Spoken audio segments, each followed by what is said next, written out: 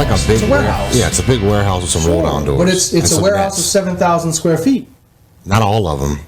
Or 3,000 square feet. Regardless of the size. I mean, even my warehouse in the back is 3,000 square feet. Then you could open one up right now back there. Sure, I could. No problem. Yeah. Like I've been to one of the warehouses as big as this side of your building. Yeah, no, I get it. I mean, there's a shopping center on the other side. But okay, say you use it in a 3,000-foot facility, right?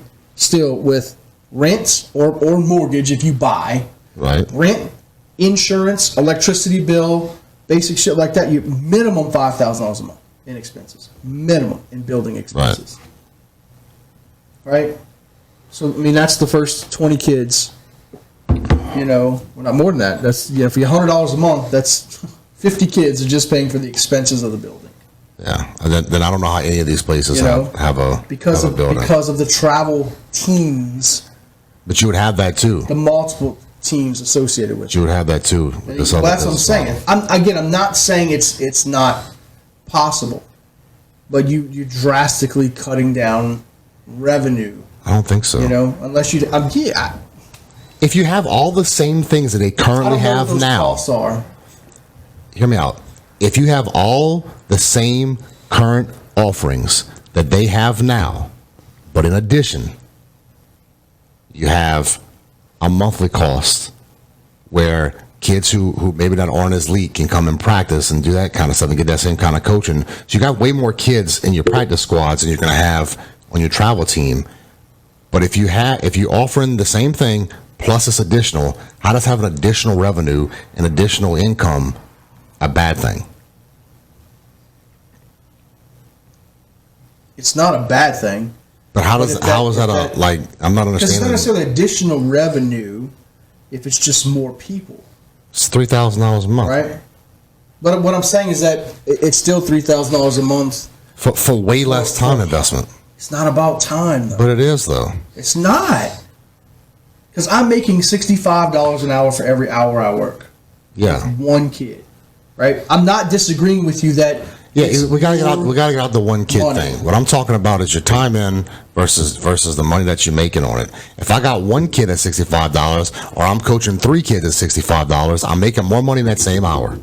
Correct. Okay, that's all I'm saying. Yes. So I don't understand how bringing in more kids and opening the game up to more people and having that is a bad thing. And I don't think how financially that hurts you. It doesn't. Doing it that way. That's all I'm getting at. It's just more difficult. Well, okay, it is. Okay, I'll give you that. It'd be a little more headache, yeah. So that's what I'm saying. Right. So then it goes on the kind of quality of business that they want to operate. Right? I don't know. I think you have a higher quality business if you got a lot, like you're not shutting off to other people. You know what I'm saying? Well, I don't mean the quality of business in your eyes. I mean the quality of work that they're putting out as individual. You think they got too much pride to do the? It's not pride. It's. I'll use it as an artist, right? If you take an individual, right? So what's worth more, an original Van Gogh or Prince of Van Gogh? It's the same picture. Well, obviously, right? The original Van Gogh. And that's what they're looking at, right? When you have that talent, that person that says, and I'm not saying it's right or wrong. I'm just talking about the argument, right? I'm just putting the other thing in perspective.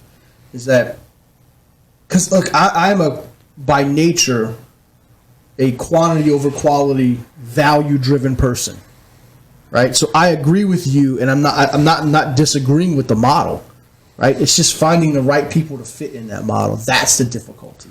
Finding the coach. It's the difference between McDonald's and Copeland's. McDonald's is all about quantity over quality. I mean, yeah, it's.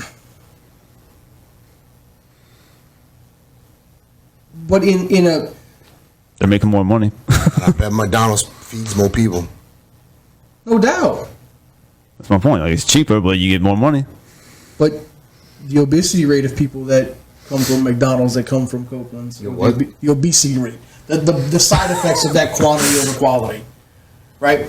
That's what I'm saying. What they're looking at as the coach...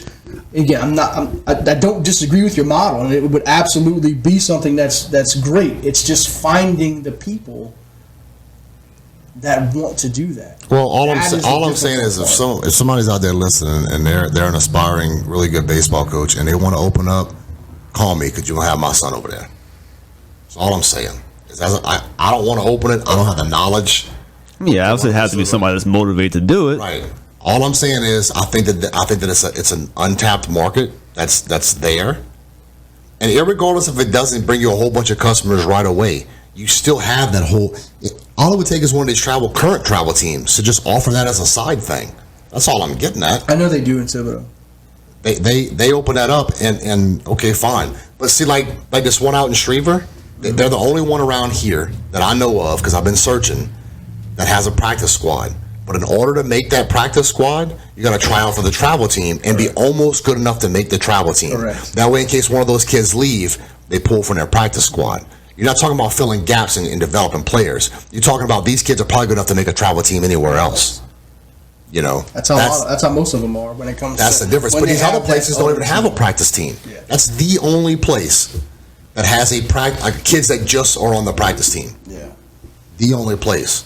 And like I said, you have to be good enough to pretty much make any other starting lineup. To even be on their practice squad, it's a very limited amount I of think kids. it's much deeper on the business side than you're thinking in your brain, because I know people that do this for a living, and I'm trying to think of why they haven't done this yet. Maybe right? they didn't think about it. Maybe they don't think there's enough people out there like me that would want it. Very, very possible. Why not try it and see? But because and anything in business you don't just want to try, because the expense of creating things is not cheap. You're not creating anything. You Yes, have he's the creating a infrastructure whole- there already.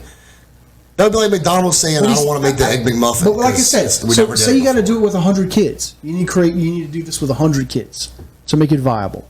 It wouldn't right? be that many, but okay. Say 50 kids. It can't be 30, because even $3,000 a month is not going to pay, because this is going to be somebody's. This is not like they don't do this as like side gigs anymore, right? Because they're coaching. It's every more weekend. money than they're doing- currently bringing in. But it's a lot more work. It's not that much more work. They're already having practices, Jared. If you can get to that 30 kids, that's $2,000 more a month, It's $2,000 more a month as opposed But to it's- having the one I kid. wish for less time. For less time investment. Even if Not you, if I got to open it up for 4 hours a day, for 4 hours. Because remember, we got to do this multiple. it's age 1 hour groups. a day. I'm not even talking about multiple age groups. I'm talking about if they want to experiment So you with have it. one If they, team. if they want to, 10 if they want to 11 experiment, year if they want to experiment with it, you start at one age group, 1 hour a day, 4 days a week. If you get 30 kids in that group, you've just increased your profit margin by $2,000. and you think one coach coaching 30 kids at a time is going to help your son, Yes, because he'd be going through drills. Absolutely, it would help. and he's not doing that now. No, because in TPR, you're limited to 2 practices a week. But If- now if it's- you're only if doing it's one not- practice a week. You only If doing it's 1 hour. a if week. it's not raining, you're limited to 2 practices a week. Now, the coach we have, like I said, goes above and beyond, and he invites a team out a couple of times a month during the thing. He's got a lot of land at his house, and he's got a baseball field built at his house that we're able to go there and practice additionally. But that's only 3 hours a week with a coach. God bless him. He's a good coach for what he is, but he's not.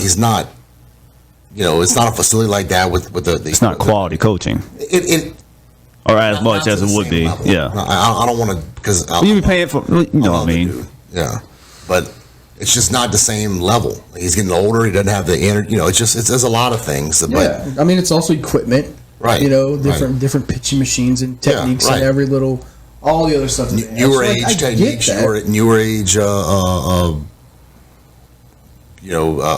technology being used for batting, and you know the whole gambit of it, the whole totality of it. You get a higher quality of coaching in the private sector than you're gonna get because ABC. Like I said, we have probably one of the better coaches, the TPR team that my son's on, that's out there. Most of the kids don't even have that.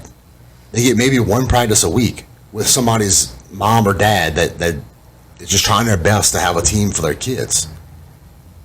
Versus, that's what I'm saying. I really think that you would have 30 kids that would sign up, and if they did, you're only giving up 1 hour for more money. And even if these kids are getting a little bit better, every time they come out there, to me that would be worth it. Where my son gets some additional batting practice. He gets some additional fielding practice, some additional throwing practice. Now, if it gets to a point where one coach can't handle it and it's profitable, then you bring in another one. And you can split that group depending on what your profit margins are. And you can have one of them running fielding and one of them running batting or pitching or whatever. I understand that the individual aspects of the game, is going to take a little bit more focused coaching. But I mean, you're talking about an hour a day. Run through some damn drills with the kids and try to help them with their throwing. When little Johnny comes up there and he's throwing and something's off with his arm a little bit, you kind of give him a little 5-minute one-on-one and go to the next kid, or 2 or 3 minute one. The same thing that you do at a normal practice when a football coach has 15 linemen and he's coaching those, right? I mean, it can be done. Is all I'm saying. Well, I look at it as like a camp. You know what I'm saying? Like when you look at like the Manning Passing Academy or something like that. Like right. So you have like a little mini camp every freaking day. Relatively cheap for the type of coaching that you're getting. Okay. You know what I'm saying? I mean, it's expensive, but I mean, but you got college and pro level. I mean, you got Hall of Famers, right? You got Super Bowl winners. I worked at this last year. Yeah, and they pull in college coaches, right. College kids to coach individuals, and they were like it's like every major college starting quarterback is there. Yeah. I mean, I worked it this last. Dude, they do it. Last They talked about not bringing it back right before the storm because they're like, we don't know, and everybody was like, no, we got to do what we got to do to keep this. It was happening. It was that's a lot of money too. That's ridiculous. Yeah, because you're talking about, I think they had like 900 kids, 1,000 kids, something like that. It ended up being like, if you took the entry fee and multiplied by, now I'm not talking about expenses, just pure top, it was like $1.3 million for that weekend. Yeah. But I mean, what do you think the expenses are? It's probably not that much. 30%? I don't even know if it'd be that much. About 30%. I mean, it's generalized number of expenses when you're doing an event like that. It's about 30 to 40%. Still, it's a lot of money.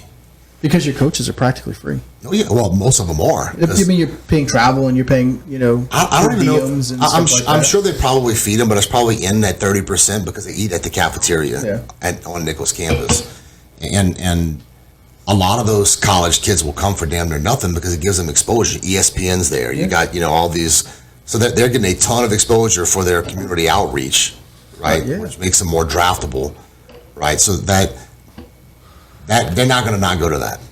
You know what I mean? Especially because it's an invitation situation. Yes.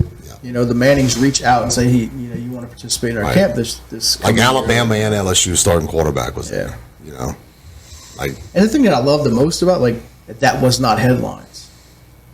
You know what I'm saying? Like they don't make it headlines. People don't make it like you said, like ESPN and stuff talk about it, but as far as like them promoting stuff like that, it's pretty chill. Yeah, it was a ton. And what I thought was cool is I saw two kids that I had from Terrebonne when I was also there that were there with like the little local college media thing or whatever, and they would ask. So they were able to get in there with the press and ask questions to the Mannings and stuff. I thought it was pretty cool. Yeah, that is pretty cool. Yeah, I love that they still do that at Nichols, and I hope they. But that's the same kind of it's the same model. No doubt. It's quantity and quality. Yeah, And I don't think finding the right people to do that. Oh, absolutely, 100%. But what I'm saying is, if you already have the infrastructure there, you already have the building. Why not give that model a shot and just see? If it doesn't work out, then look, okay, we're not going to be able to continue our practice or our development program, whatever you want to call it. We're not going to be able to continue. It would definitely it'd be a development program, or I know they call it farmhouse programs. Right, but our developmental, program, we gave it a shot. We tried it. It wasn't profitable for us. Sorry, we're not going to be able to continue it. Yeah. But it might be, and that might be the model that more people need to go. Like I said, if one of our local places wants to do that, my son's there because he loves the game. I know the people. I know some people involved in it, and like you said, I know their mentality. Right, I know where they're at with it. I know. You try to make as much money as you can with as little work as overall possible. effort Yeah. that goes into it when it comes to that. You know firsthand, it's a task coaching that many kids over one-on-ones, regardless of dollars. So that's it's. Am I willing to, search for the Brandon Browns, right? The ones that go out there and say, It's you not know even what? about that. No, but it's not. It's it not. will It's be not for them because it's They're doing not. it for the wrong reason. It's not. Well, they're doing it to make money and to better their legacy and their team, right? Nobody's creating these things long term because they ultimately just want to see the development of youth. I know they want to make money. I get it. But you got to have a little more than just wanting to make money. No doubt, and I'm pretty confident that they do, because nobody creates small businesses and goes through the headaches and hassles of owning and operating a small business, and that doesn't care about the product they produce. Right. But what I'm saying to entice it a little bit more is that Brandon Brown story. Right, and it's not just Brandon. There's Emmitt Smith was another one. Like, wasn't a standout youth athlete. Right. And it was like, Michael Jordan, same thing. Didn't make his high school basketball team. Right. Right. So, what kind of legacy that really creates you is that if you develop these developmental leagues that are cheaper. My mom couldn't afford for me to play a travel ball team, so I joined this developmental team that was half the price of the thing, and when I popped, became a Hall of Famer. Right. That's the legacy creation. Right. That cements your club, regardless of the world championships, regardless of all other bullshit you produce. And it's convincing people of that. And like I said, there's nothing to say that you can't have the travel competition aspect of it. I agree with you. Again, the argument is that I only have this much time. Where do I allocate it? Do I allocate it to the world championship teams? Because 4 hours a month could mean we don't win. Okay, but I mean, if we're going to play the what if game, okay, what if I'm really close to having my championship team and that one kid that I need to push me over the edge, their parents can't afford $65 a month. Agree. Right, but with a little bit of development and getting their arm strength or their bat swing or whatever, they're catching fly balls is all they're missing, and I get that kid up to par, and now he's able to join my team, and now I can go, so I mean, that's a double-edged sword. It always is. But when the odds of already having that established team and putting more time into the established team is always going to win over a bigger what if of developing somebody. I mean, I get that. And look, and I'm not saying this is the right answer either, but like going back to martial arts, a lot of times your lower belts, like you're like for jiu-jitsu, for instance, one of the purple belts, which is your first teaching belt, like when you hit purple belt, that's whenever you can really start teaching. The purple belts teach the youth. Right? It's not the owner and the black belt. It's that purple belt. So they get a chance and an opportunity to hone their coaching skills and their teaching skills. They also, because they have to break it down, it helps their own personal growth in the martial art. They're the ones that teach the youth classes. I'm not saying that's the answer, but I mean that's an option too. It is, maybe you have some coaches that might be better suited to teach a group level. Maybe they're not quite at the level to be able to take an individual kid and tweak the little tiny little things that they need to get them on to that next level. Or taking those high school, those all-star high school kids, right, and teaching, right. I think the model is the idea is great. A lot of times, like I'll use martial arts for instance. The guys that teach the youth class, their gym membership's free. They don't get. I think they might get a small amount of monthly, but that was the next thing I was going to go to. So, but their membership's free. If you take these high school kids that are still in these trainings with the elite coaches, with the right, almost major league retired players and all that stuff that these clubs do, and take those kids that are about to enter college and say, look, you're going to come for free. You need to teach these kids 1 hour a week. Pay it forward. No, you're free. You're not paying it forward. Right. We're trading. We're trading. You're teaching these kids for us teaching you. Right. Right. That's also a way of eliminating some costs. Some overhead, right. To make sure that things come. So, again, I think your idea is great and well suited. It's just how to execute that, when it comes to all the other issues. I don't know, but I hope one of them does it, because I'd like my son to be able to get some better coaching than I can give him. That's ultimately my thing. Like I said, I've almost begged and pleaded with these people to, look, just let my son come to practice. Like, I will pay just to come the fees that it takes for my son to be on a practice team. Let him come to practice. He doesn't get in the way. You've met my boy. Yeah. He's very, very polite. He listens. He's self-motivated. He'll run his head through the wall if you tell him to, right? That whole coachable, my son is hugely coachable. They want to, like, you can't, no. It's just, no, you get some private lessons. Like, that's the answer I keep getting. We don't offer that, get some private lessons. At $65 an hour. Yeah, if I can afford that level of private lessons. We've done private lessons. No, but I'm saying, have you? I don't know the private lesson availability. Are they all? Is it like tutoring? Because like. What you mean? Like they're all the same. Like when you try to get a private tutor, unless you're trying to get a high school kid, but if you're trying to get a private tutor to tutor a kid in a subject, and they're all the same. They're all $55 to $65. Oh yeah, the price is the same on all of them. Yes, so yes, that's all. I've shopped. I've shopped. Hey, look, yeah, like, come on, give me $45 an hour. Yeah, I've shopped around, and all they tell you is, well, we offer 30. We offer 30 minutes for $45. Nothing's happened in 30 minutes. Right. Nothing's, and an hour to me is tough. Right. To pay for an hour. Or they'll offer, if you bring a friend, each you pay a little bit less. Like, it might be like $50 each, or something like that. If two go. Well, if they're doing that, together. why wouldn't they say bring 4, and I'll give it to you at $40 an hour? Right. Or let's do 30, and I'll give it to you at $100 a month. Yeah, but I right. I don't know why they don't do that. That's a great idea. Whoever came with that is genius. So do it. I'm not doing it. Well, why not? It's such a great idea. Because it would cost me, because I'd have to pay a coach to do that. Yeah, but that's short term. Long term, great business plan is what you're saying.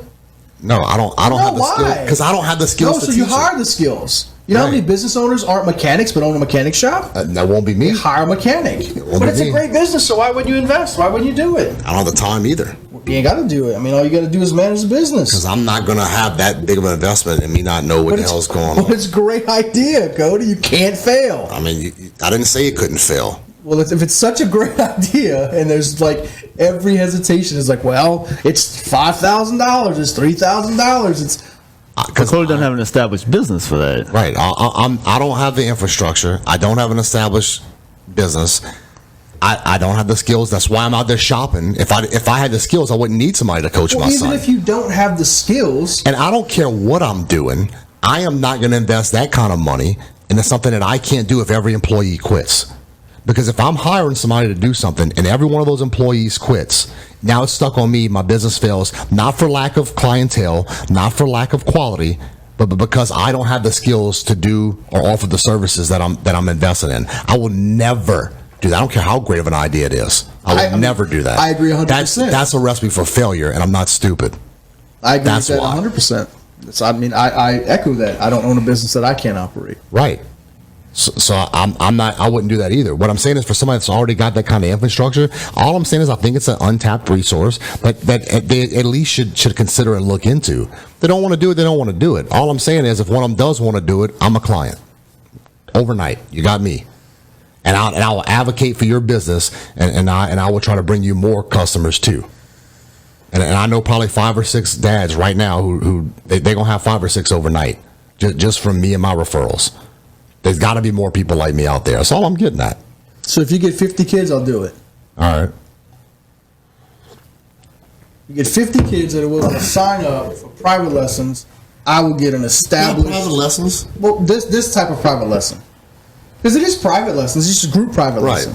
Right? I mean, it's still private. Where it's not open to the public. Not anybody can come. Right. Right? 50 kids that are willing. I don't even know if we'll do. It won't be 50 kids at a time, but if it's 50 kids, But I mean, you'd probably have to start smaller. That's what I'm saying. One of these places that already have. Yeah, I that's agree. rough finding 50 new kids. That's not already. That is rough. you might not have to find 50 new kids. Right. You might I don't find know. kids that say, you know what, I'm not paying I'm tired of paying $65 an hour. Yeah, you might. I need to pull off and get somebody else. So I'll do a little research. I'll see if, because like I said, I know some. They were good Division I college baseball players that are coaching some of these teams, and again, I don't know what they make. Ask around. Yeah, Like I'm saying, I it have might no be problem. worth it, bro. It's not worth it for me business wise, but it's worth it for me to establish. Again, I have no problem operating a business at a zero net gain, right? I don't. But if it solves a problem and it's a long term solution to a problem, I have no problem being involved in it. Right. Like I do plenty of things in business that don't make money. It just don't cost me money. Right. Right? It's just facilitating it and getting it to happen. And I don't have a problem doing that. And that's why I have a ton of questions, and I think it's a great idea, and I'm definitely interested in moving on with it and continuing the conversation with the people in the industry. Right. Yeah. I'm not in the Why the industry. fuck are y'all not doing this? I'm just a parent, and they might have a great answer for it. They might. I think I know their answers, but I think I also know the ways of overcoming their objections, and that's why I'm saying 50 kids. And like I honestly think that 50 kid mark can be made. I agree. I really do. Like quicker than I think that they would realize. Mm-hmm. If advertised properly with the right coaches in there. I do. I do. You have a ton of TPR kids that would sign up for that. $65 an hour. Is what they're charging now. Because you could probably do $180 a month and do 3 hours a week. That'd be one I'd have to think about. Because like right now, what I'm in all clarity and honesty, there will become a point where my son's got to choose between his martial arts and his baseball. Sure. Right. Especially when you're paying for stuff. That's Right. when it comes to most families. So when it comes to that too, if one of them's $120 a month and one of them's $180 a month, to say that won't play a factor, it would. Absolutely would. It 100% would. So I think you have to be competitive with that market too. But again, so you don't want to outprice them. Yeah, but you also can't outprice you can't underprice your coaches. No, I get that. I get that too. Like if they can go make $45 an hour or whatever their split is, because again, they're not making $65 an hour. Like they're not making that. I don't know what as they're their making. individual Right. coaches. It has to be. I mean, You would think. Yeah. It's just So- not the people in the business are morons. and they're not. They're not. Right. Right. So it's again, I think it's a great conversation, and I think it's a problem that is not a difficult. So I don't believe there's a solution to it. It's just like we said, finding the right Find, and like I said, I think that it's finding that middle ground where people can still make some money, make a living off of the coaching, but not price out most of. You'd have to create a travel team associated with it. 100%, because you are going to have kids that are going to want to compete. Yeah. And if it comes between, I like this facility, I like the coaches, I like the price model, right? But this other program offers travel, and now because my kid makes a travel team, they're going to get quality practices. So you got to have a competition team. And even so, associated if with they it, too. there's no discount. Like when you're on the travel team.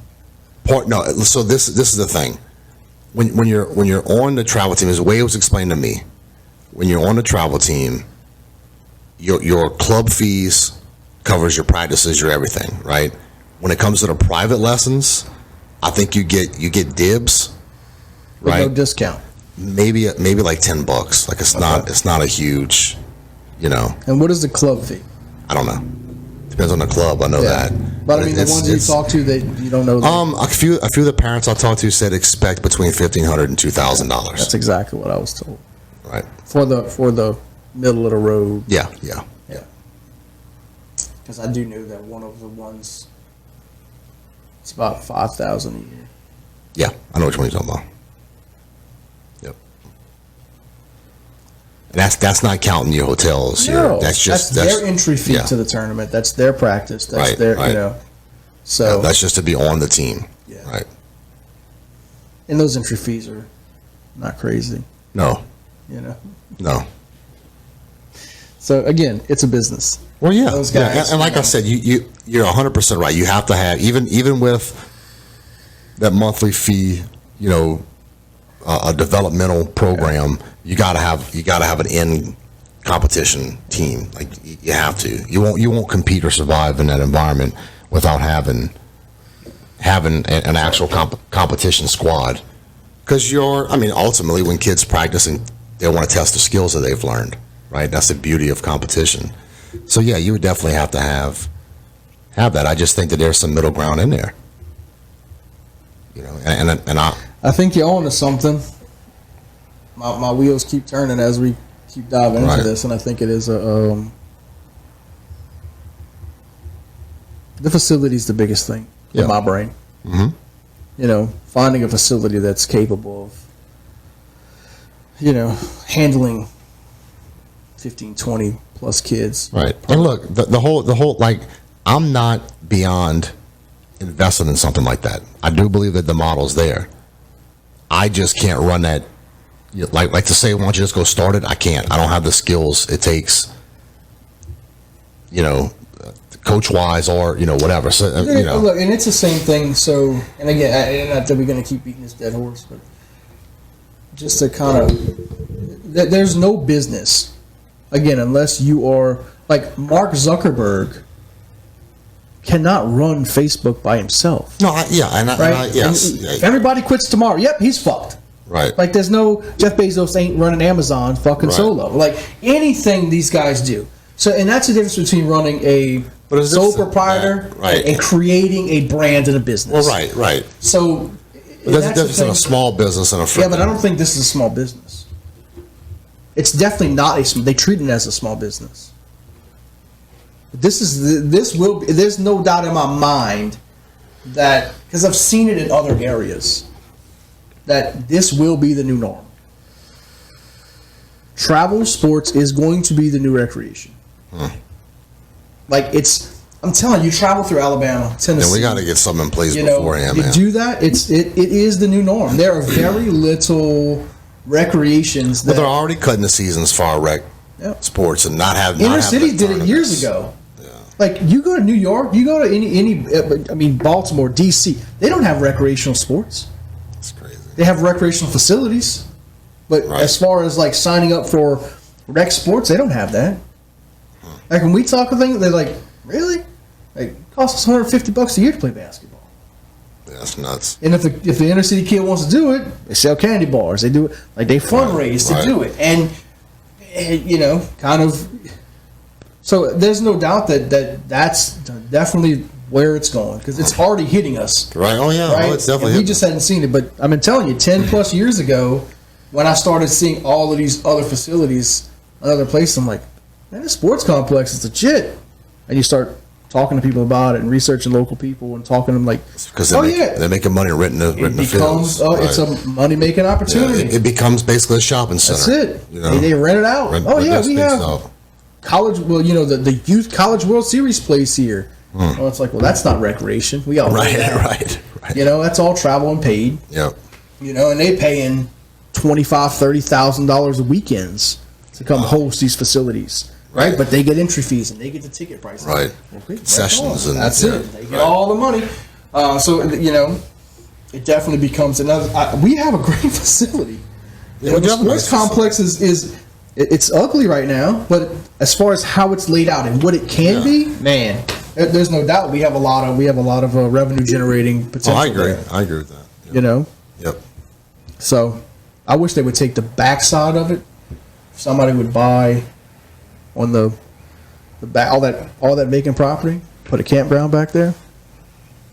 Oh yeah, people got to travel, part of their camper, right to And the then- field. Right. Yeah, because that's what they do. Yeah, I mean, Right. travel people I know You would have to make it not a place where people can just, I don't know, there's got to be a way that you can filter out to where it's not full when you have a tournament. You know what I mean? Like the people that want to come. Well, I mean, so every campground you have to. I mean, there's not especially like state owned campgrounds. You're a year out. You want to go stay at Wichita State Park? Yeah, book a year. You in book that advance. bitch for next summer. Wow. If you're like Washington State, like all of the, like Colorado, Washington, Right. all Oregon, all those campgrounds, they're 12 to 18 months out. Utah State Park, to go into like all of the like the Badlands and the canyons that you want, like all the Right. beautiful pictures Yeah. you've seen. Yeah. You gotta have a day permit, and you gotta buy it a year. Right now, it's like booked out through like June or July of next That's year. nuts. Thank you, COVID. Right. That's what it did. Crazy thing is, COVID made people go outside. Yeah. And they hit the parks. They're And like, man, it's nice outside. And we used to go to 3, 4, 5 years ago. We used to go camping. We used to go to Yeah. these state parks. Man, if you had, What's this delightful yellow ball in the sky? yeah, right. You could walk. You could like. You didn't Where's have the to AC book at? anything. You just roll up to the campground and be like, "Yeah, I got a 40-footer. I need a full hookup." Oh, Oh yeah, space they- 46. They tell you what space. Yeah. They give you the map. They circle it. Tell you go on your way. That's how, because I'm sure, I think Brandon's old enough to remember too when Momo and Popo used to travel. Mm-hmm. And so Popo sold his house years ago, bought a camper. Him and Momo traveled for years in their RV. He'd probably still be doing that if Momo would have got tired of it. But they joined an RV club, and the same thing. They would just pull up to campgrounds and go park. You know, like I said, it wasn't nothing for. Like during the summer, sometimes they would call for the grandkids to come, and we'd go up there. But yeah, like you never went to the campground; it was full. Oh, now You it's know. like my sister and them are camping this weekend, and they booked that October of last year. That's nuts. Yeah. Now it's at a very popular Right, campground. right. Well, of course, I'm sure know, there's some but- campgrounds you go to that's not going to be packed, right? No, not many. I'm Our talking little about a non-popular. Our little shitty campground we used to have about a hunting camp in Mississippi. You're not Packed. staying there in the summertime, Wow. right now. Like you're not unless you like primitive camp and have like a pop up because like the Right. smaller little spaces aren't as booked. Right. But if you have anything that you would consider to camp in, Yeah. you're not getting a spot. You're still it's 'Cause those 60 people are days gonna out. travel. It's 60 days Right, out. Like yeah. you got to book it 60 days. In That's advance. nuts. I mean, good for the campgrounds, you know.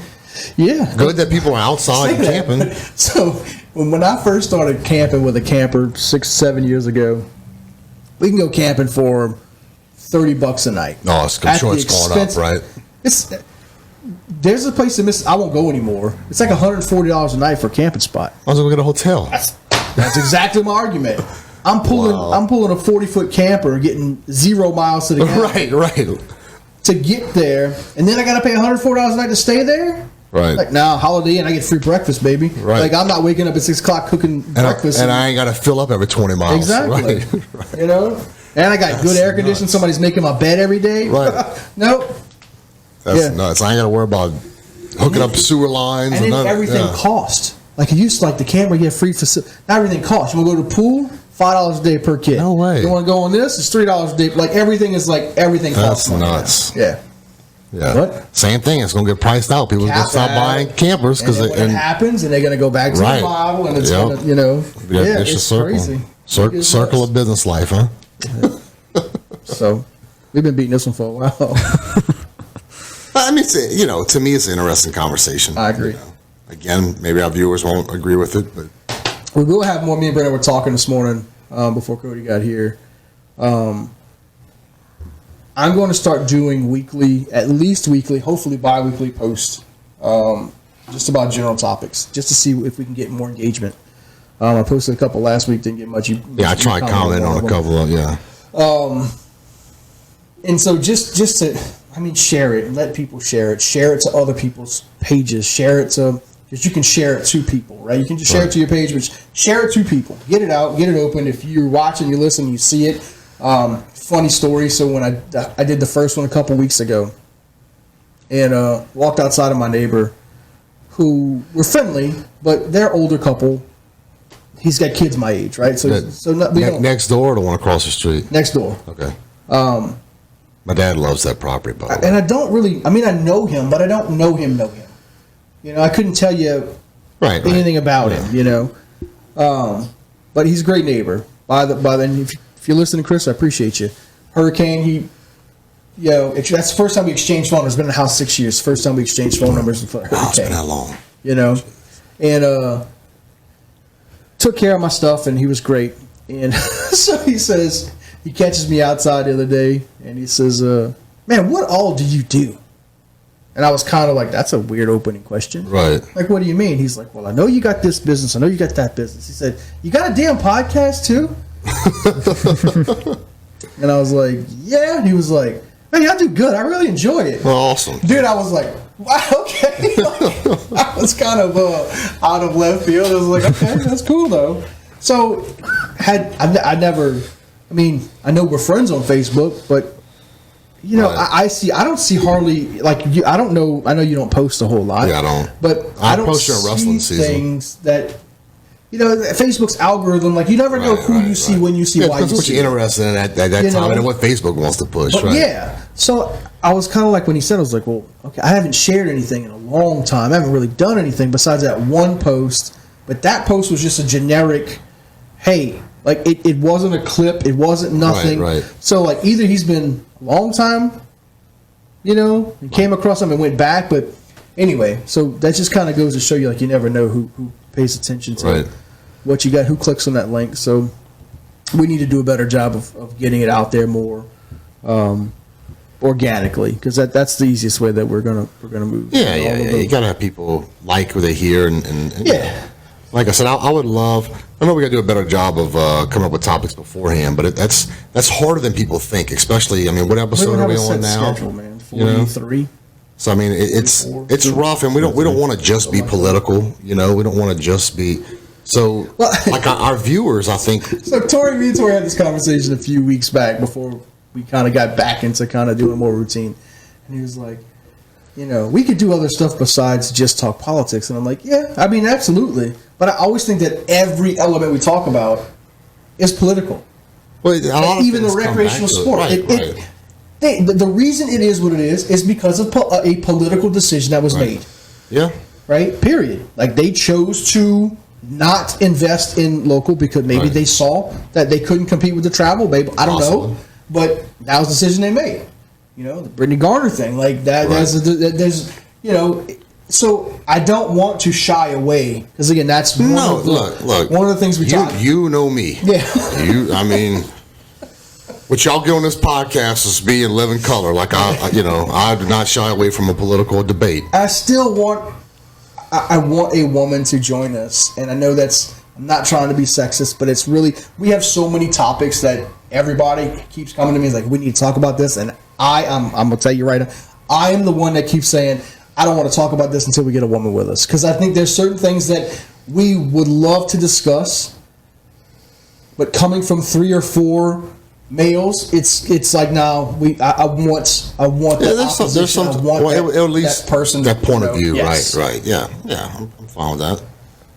But what I was getting at is, you know, if our viewers do want to hear some topics and it's something that maybe we can discuss without having a, you know, absolutely, that woman's point of view. Or if you want to bring it on and have people to say, hey, look, I got a woman that wants. I had somebody that contacted me and said, hey, look, I know somebody that wants to come talk to y'all, and they don't live here, and I'm like, they listen to us and they live out of state.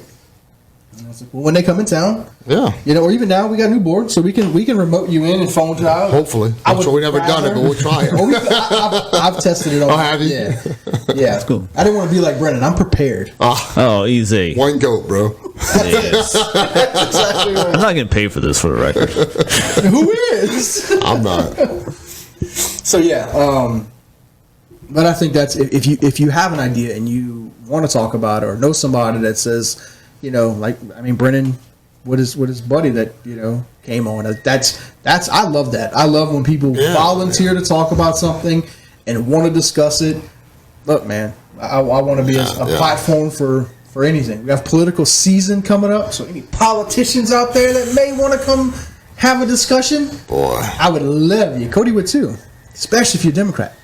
Yeah. Yeah. Yeah, especially if you're running for something in my district. You know Come anybody? on. Huh? You know anybody? Maybe. I could probably. Let me make some phone calls. Because I got some school board Yeah. that's coming up. Mm-hmm. We have some council coming up. Yeah. Look, we can have that conversation without being attacking. No, just open. Like I'm not just an trying open to discussion Yep. and get your point across. ask some Even if we questions disagree, we're not going to sit here and yeah. berate you and No, cut you absolutely down not. or constantly question your position. If No. you just want to talk about your position, Yeah. then look, that's great. get it out there, answer a couple questions we might have, because I guarantee you, if we have the questions, so do the potential voters, and it may be something that helps clear it up.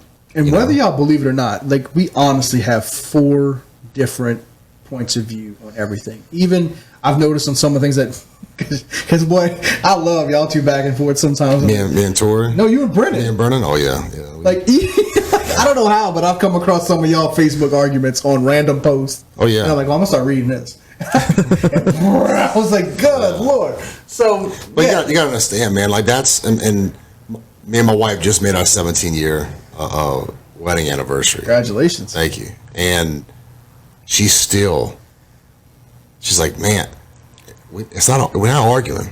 Like that's dinner discussion at my house. It always has been.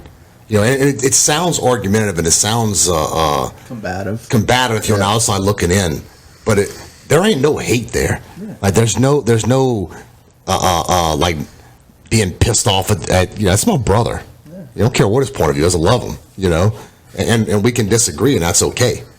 But like our conversations we may even get a little loud, but most of the time it's because we're trying to talk over, I guess, the other person. Never gets to yelling, never gets to anything like that. No name calling, no, it's just, like I said, that's dinner at our house it's the environment we grew up in. Every weekend.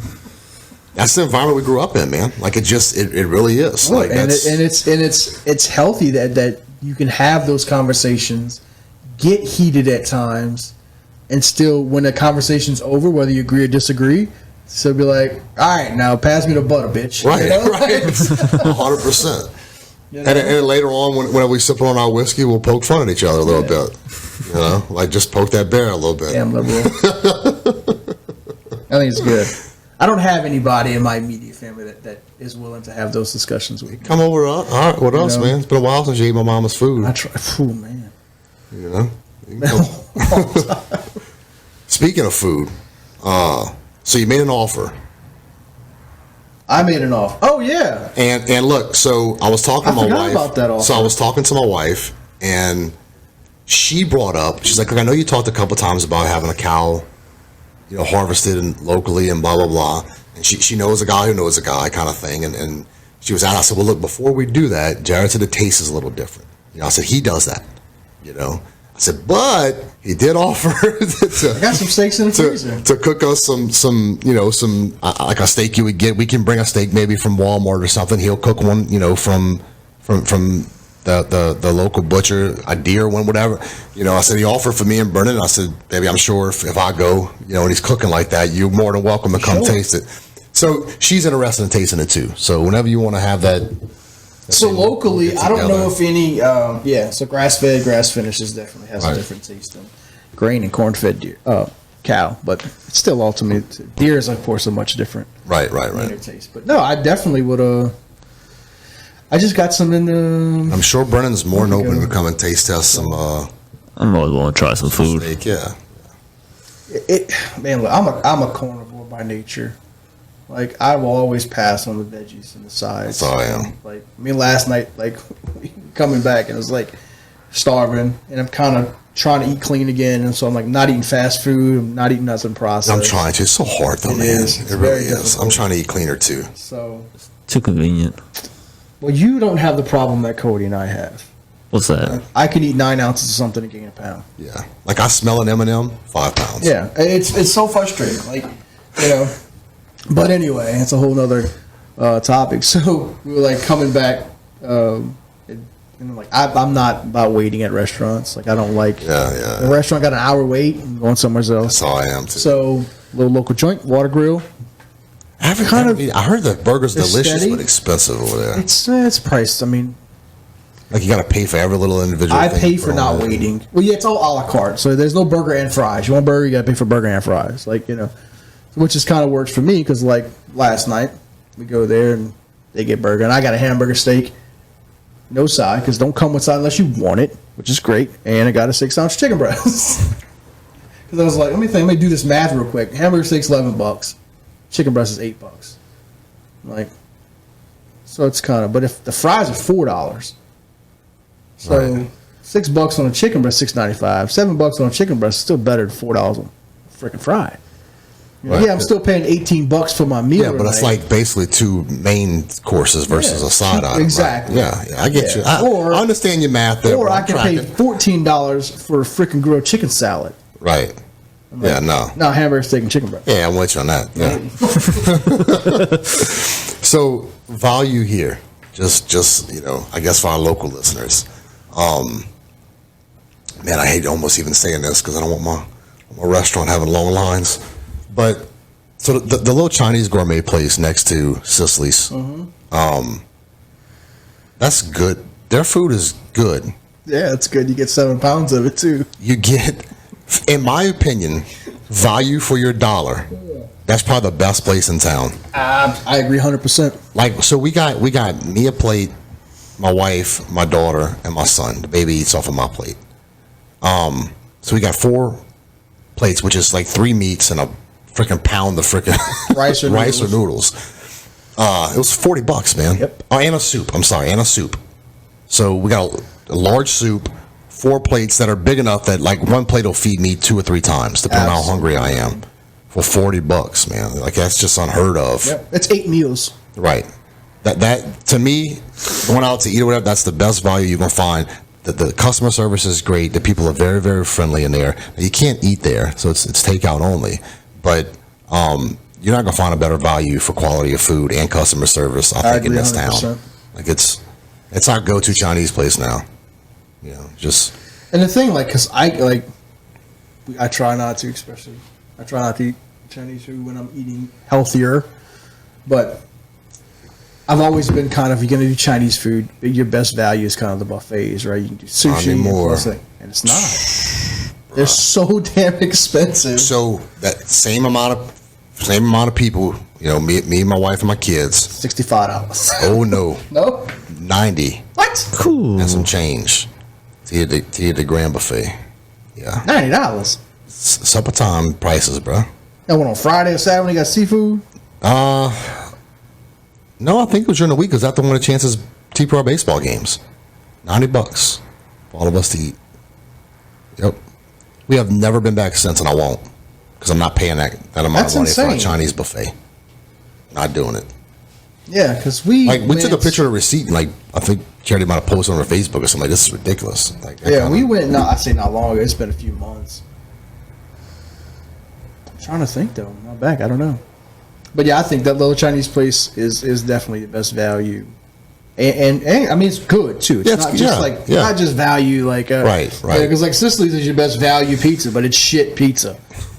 Like So, it some of is- it. There's a couple other pieces I like. They have a good salad, and they're kicking chickens rolling. yeah, but the pizza's shit. I don't eat the pizza. Like I might get like there's like 2 pizzas that I'll eat. The rest of them are just kind of blah. Like, I mean, they're I get all- a frozen pizza. Well, so- it's frozen pizza quality. Right. Like it's not Right. kind of Yeah, it's not Pizza Hut or Domino's. Or, Yeah, I still those are shit. Not like, But anyway, but yeah, and it's just like I think Texas Roadhouse, as far as a steakhouse, I don't eat there because you always have a wait.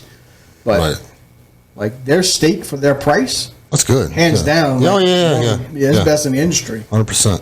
Like you get the same steak at Outback that you do at Double the Texas price Road. almost, It is. yeah. It is literally almost double the price. Right. $12 for a sirloin, $19 for a Yeah. sirloin at Yep. frickin' like And- it's and a it- fucking sirloin. Like ain't filet. You're not eating like top choice shit. And Texas Roadhouse does a phenomenal job with the cooking of it, the seasoning. Oh, of it. it's I've great. I've never got a steak from Texas Roadhouse and went, man, I wish I'd have got something else. I did one time to go and I was pissed. And I did. And look, I'm gonna tell you this. One of the things, they had a great value system going during COVID too. Oh, they did. That family meal shit they did? Yes. Yeah. That them stepping up like that just solidified them in my book even more. Yep. I agree. And they do a lot for our community. Walk-ons did the same thing. I don't know if y'all did walk-ons in the storm, like during the COVID. Yep.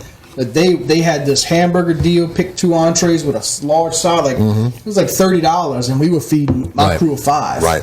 Burgers and fries. Like it was legit. I was like, okay, great. We did it a few times. They had a few restaurants in town that really stepped up. Yeah. And like I said, because of it, they got a loyal customer out of me. I agree. And there's some that didn't, and they lost a customer. Yes. Yep. That is very very true. It's funny you said that because we had one of my companies did a big event right after the storm, and you kind of never know how those things happen. Of course, we don't do them for publicity. We do them because we're truly giving back to the community and we want to help everybody. But the other day, I had the first sign that well, no shit. So we had this guy applies, gets a loan, and we talked to him, and he says, "From now on, you're the only company I ever deal with." And I was like, "Well, why?" I mean, because he's dealt with other local, companies like us. And I said, "Well, why?" And he said, "Because it was a storm. You were the only face I saw." I was like, "What do you mean?" A lot of people, you were man. Everywhere. Yeah. And I was like, all right. That means a lot to I people. appreciate that. But nobody ever. You don't really hear that. Nobody truly tells you. Like they may say, like we're talking about it right now, but when you're the managers or whatever, that what you did actually mattered. Right. And I can tell you, it was more like in my heart, I was like, oh, damn, okay, I appreciate that more than I could ever put into words. Because when you said that, and I still felt like for the storm, I mean, we did a lot, but I even felt like I questioned a lot of things. Like, man, we could have done this better. We could have done more, because you kind of don't know what you did. If it actually went. But just doing something, Well, there was some that did something. But they did it just because it was something. Well, look. You know what I'm saying? I say the same thing about when you're scrolling through social media and you see, oh, look, I fed this homeless person, and they're holding their own phone, giving a sandwich to a homeless person. I'm like, you're not doing that to feed the homeless person. You're doing that for Facebook clicks. Yes. And that's it's different if I'm feeding this homeless person and somebody across the street sees me doing it and films it and puts it up and tags me because they recognize me, right? Like there's a difference that I'm doing something irregardless of who's watching versus I'm doing something just because I want to make myself look good or feel better. Yeah. It just, I don't know. Yeah, like I tell my people, when we do these things, look, am I doing, is a portion of it, look, we have a huge tent we set up at these events, and we, do I want to do the promotional aspect of it? Yes. But if they ever said, look, man, we don't have room, we can't do this, we're still going. Right. My time and my money and everything else is still there. Do I want to take pictures and post it on social media and say, hey, look, guys? Yes, I do, because it is a part of. But there's a difference in I'm doing this because I want to give back, and I want my company to be known as a company that does that in my image. There's a difference in that and a personal. Correct. I'm going. I know companies that do it too. That companies that I love the ones that do the big check. Right. They hold the big check up because they're giving money and it's $250. Right. And I'm like, man, you could that. I don't care who it is. I see it and I just want to be like, you selfish. That is 100% a promotional thing. Yep. It costs $50 to order that fucking check. Yeah. That you could. I'm sure that organization would have well preferred that $50. Absolutely. Yeah. Because I've looked at it. When we give money, we do things like that's cool. I want to hold a big check and promote that. But I'm like, I'm not spending $50 on a big ass check like that. If I'm giving $100,000 or something, yeah, you're spending $50. Right. But I mean, when you're given a marginal amount of money, that's just kind of like, it's enough. It's a help. Great, it's greatly appreciated. But like you said, if it's not a significant amount of money, put the $50 in the donation. So Humanizing the Badge came and gave my wrestling team $2,500. It was a regular check. It wasn't. We took pictures and everything else, but it wasn't like this big, huge. And that was $2,500, man. That was huge for us. Yeah. But that's they didn't come with some big old huge here's a check, because it wasn't about that. No, it's about the act of actually getting Right, it. right. So we need to wrap up this episode. It's been it's going to be 2. We're going to break this one down in 2 for sure. But Should be a short one and a long one then. it's an hour and a half. Yeah, but an hour of it's one topic. Let's talk about baseball. We'll continue. We'll do probably a short one and a long one. That'll probably be or a bonus. Figure it out. Yeah. Might run it as one. Depends on if we can get another I'm off schedule. I'm all for cutting and having a topic per episode, because I think that's and it helps me as far as our scheduling as well. Yeah. Rather than and look, honestly, people don't want to sit there and listen to us talk for 2 hours. I think an hour is long enough for a topic. Yeah. I personally, if I'm listening to a podcast, if it's a really interesting 1 hour tops, but I don't have the time to sit around, because I'll put it in when I'm cutting grass or. but we don't have the attention span to get our point in 45 minutes. Well, I think we do a better job of just being a little more, I guess, maybe scripted on not what we say, but what we're talking on. Yeah, I think it helps narrow down our thoughts on Yeah. rather than going Right. We go everywhere. Yeah. We'll start with the stock market and end on aliens. Yep. And then come right back to the stock market and how the aliens are taking over it. So we have two things that have been we go back to a lot is crypto. So I do have 2 people that I'm waiting to get some dates on that, and they're 100% in the space. Like, it's not like one guy is full time and the other guy actually mines. So like cool, physically knows. Yeah, I got some questions tangible, for that guy. I'd like to, So,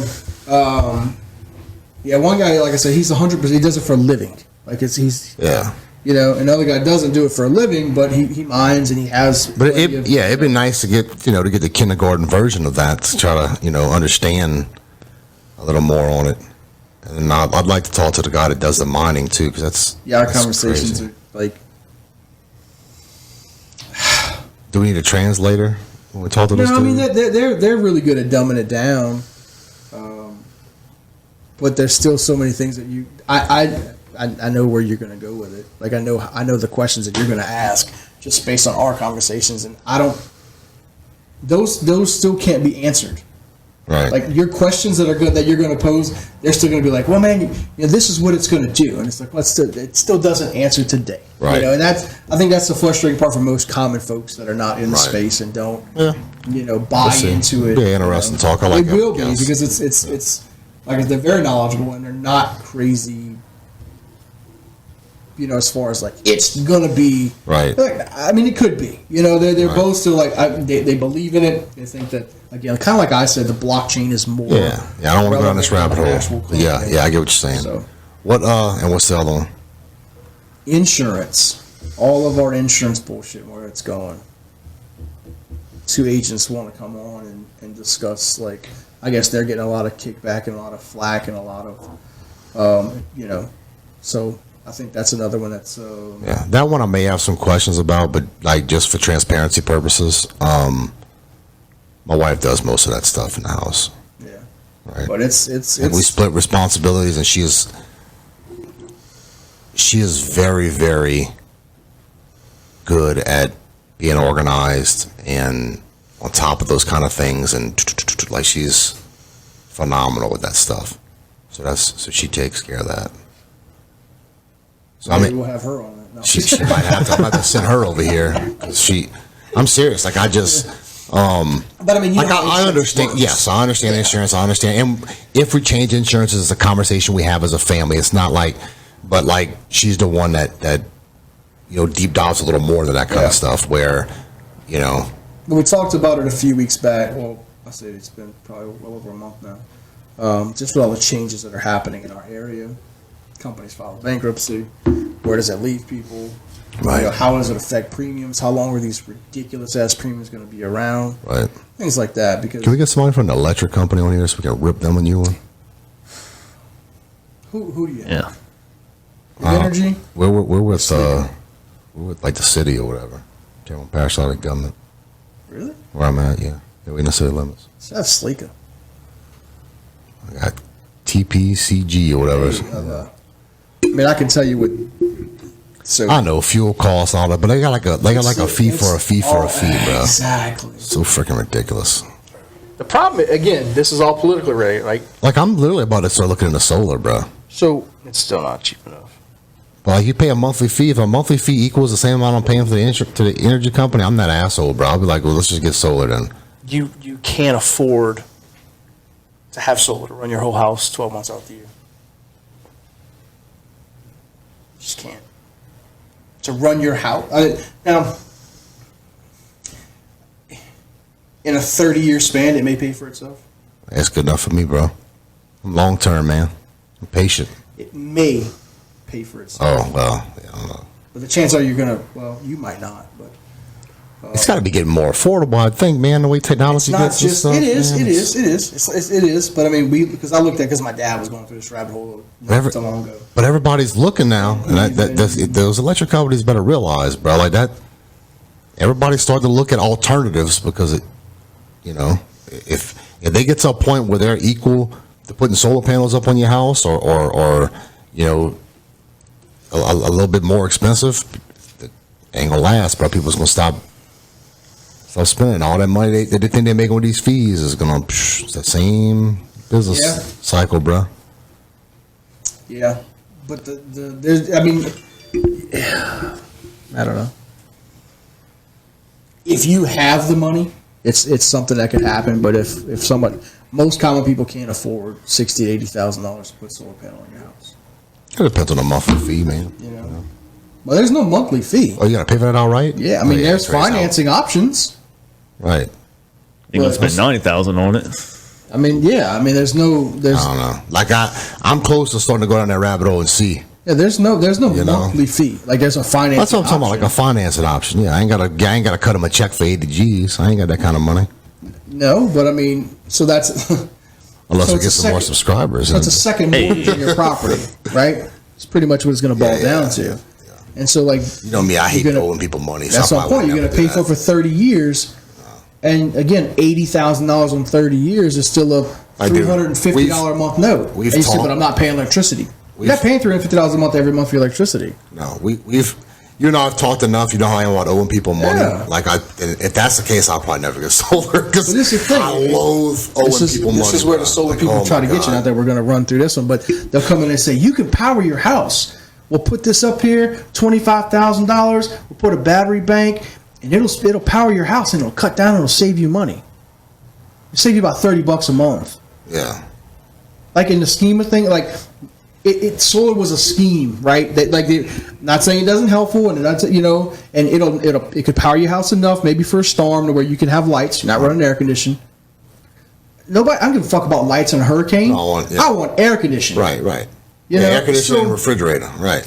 But the thing is to run your whole house, your air conditioner, refrigerator, your full, like you can look at your wattage and all the shit that you run on a constant basis. Yeah. It'd be your whole damn roof would have to be covered.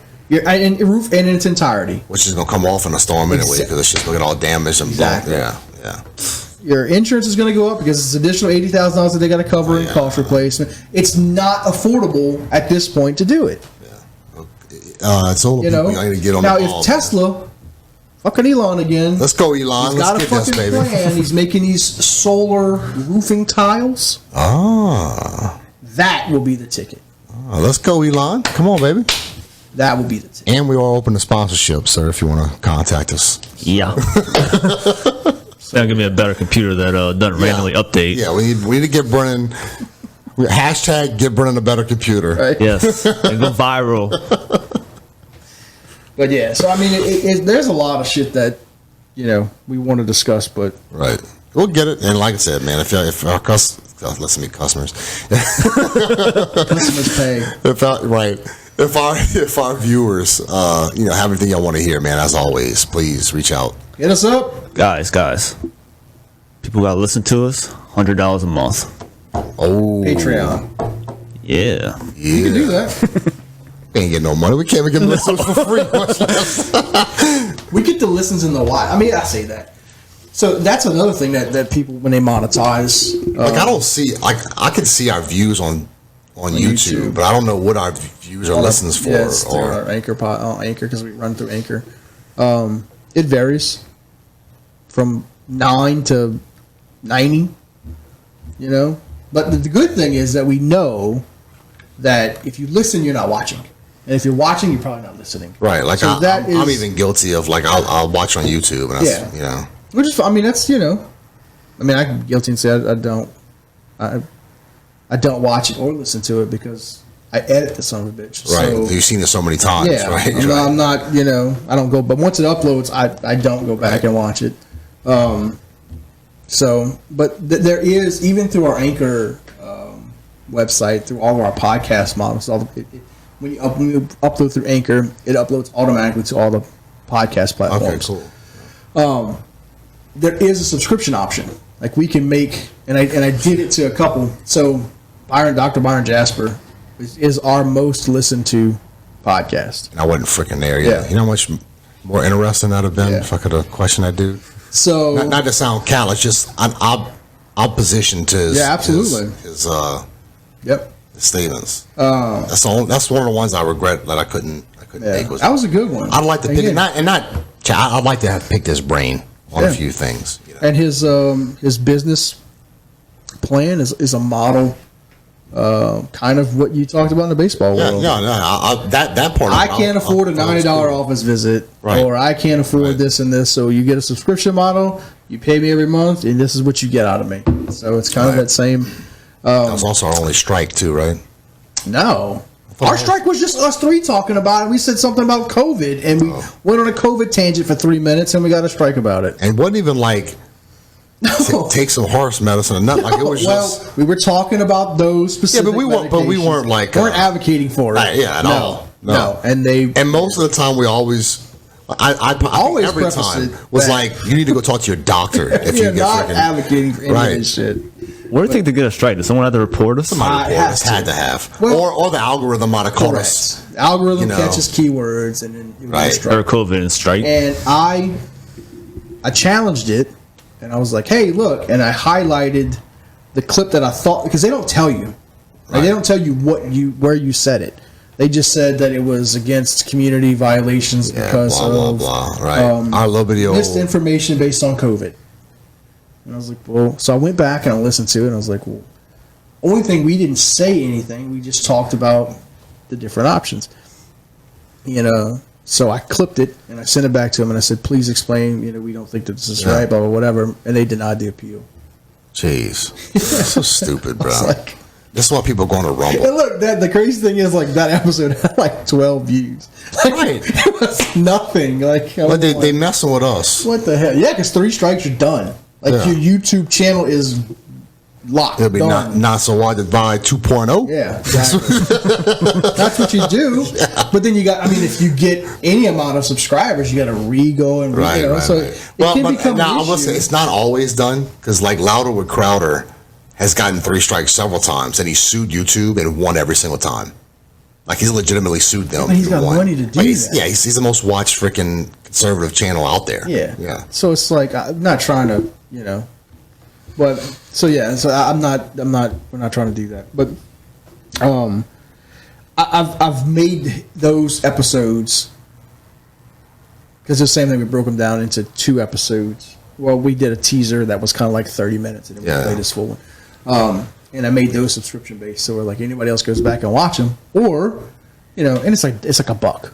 You know, they got to pay $1. To, you know, it's nothing crazy. Ain't nobody watched them. Nobody's watching. Of course not.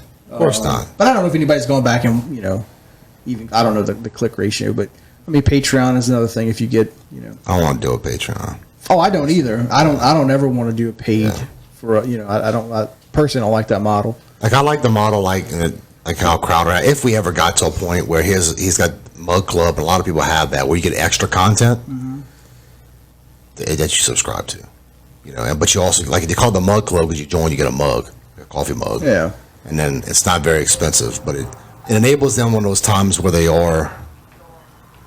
I need to go get my piece of the coffee. So, but yeah, it enables them for those times that they do have to sue YouTube and stuff like that, because he makes no money off of YouTube. He's completely demonetized. Really? So YouTube's demonetized. Yes, but he's got his own Mug Club, so he can still, like, charges monthly. Yep, for that. But Anyway, we're not even nowhere near all that. That's why we need Elon to sponsor us. Yeah. Come on, Elon. But yeah, bro. All right, let's wrap this. Brennan. And as always, y'all, be sure to like, comment, subscribe to our YouTube or podcast. Tell your friends about us. See us on Facebook. Share our posts. We appreciate everybody that listens and watches. Yeah, just echo that. We're getting there. Our schedule's coming back, and we're putting more content out there. So I'm happy to be back and recording more steadily. Again, if you want to come on the podcast, if you have any suggestions on topics, or if you just want to talk to us, we're available on. We have two Facebook pages. I would love to interact with you in the comments and have a discussion. So you don't have to actually come face to face if that's what you're worried about, or some people get nervous, being in front of the camera or on the mic. More than happy to have those conversations in our social media. So don't be shy. Talk to us. Reach out, and we'll have those conversations. Love you guys. Love our audience. This is y'all podcast, not ours. We said that a million times. Yeah, and again, echo what they said. If you want to contact us, you can go on all our social media platforms, direct message us, or you can go to our email address, notsowidedivide@gmail.com. We are on all of the major podcast platforms and on YouTube. So check us out. We are going to do a better job of putting ourselves out there more content-wise, sharing more on social media, Instagram. So please feel free to share those, comment, get involved, get engaged with it. And I'm also going to try to do more videos. I challenge the guys as well. Do some one-on-ones, do some vlogging, do some blogging, write some content. They give it to us. We'll put it up on our social media to kind of get more traction that way as well. So just trying to promote different avenues of discussion so we could, again, get more topics and get more engagement. So, again, like always, I appreciate everybody that does listen and does share our content. And I love our podcast family. This is truly the highlight of my week every week. So, until next time, the divide is not so wide. Peace.